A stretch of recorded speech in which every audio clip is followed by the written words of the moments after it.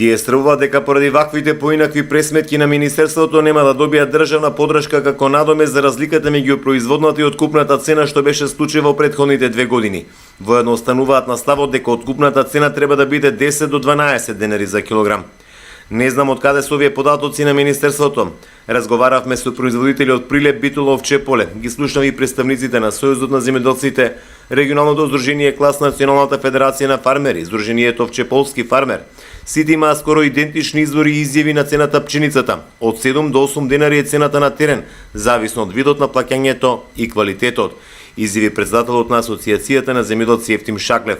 Според него, 10,5 денари е нереална цена и може да ја даде ако продава само зик пелагонија и тоа на своите собствени млинови, но тоа нема никакво влијание врз формирањето на откупната цена на земјоделците.